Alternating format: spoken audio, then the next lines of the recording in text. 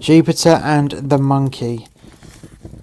Jupiter issued a proclamation to all the beasts and offered a prize to the one who, in his judgment, produced the most beautiful offspring. Among the rest came the monkey, carrying a baby monkey in her arms, a hairless, flat-nosed little fright.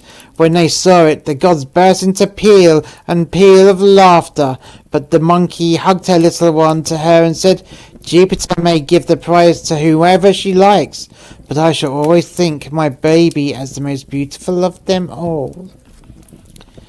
Father and sons. A certain man had several sons who were always quarrelling with one another, and try as he might, he could not get them to live together in harmony, so he determined to convince them of their folly by the following means. Bidding them to fetch a bundle of sticks, he invited each in turn to break it across his knee. All tried and all failed, and then he undid the bundle and handed them the sticks one by one, and they had no difficulty at all in breaking them. "There, my boys," he said, "united you will be more than a match for your enemies.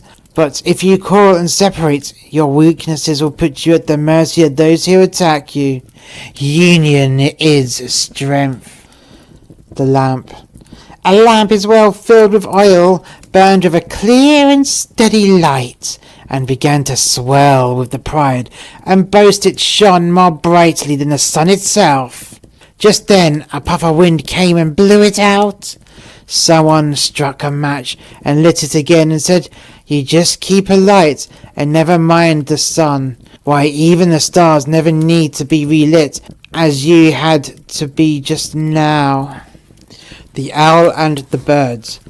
The owl is a very wise bird, and once long ago, when the first oak sprouted in the forest, she called all the other birds together and said to them, "You see this tiny tree?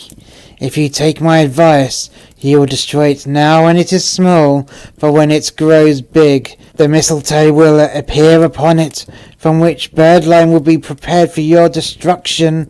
Again, when the first flax was sown, she said to them, "Go and eat up that seed, for it is the seed of the flax, out of which men will one day make nests to catch you." Once more, when she saw the first archer, she warned the birds that he was their deadly enemy. He would wing his arrows with their own feathers and shoot them. But they took no notice of what she said. In fact, they thought that she was rather mad and laughed at her. When, however, everything turned out as she had foretold, they changed their minds and conceived a great respect for her wisdom.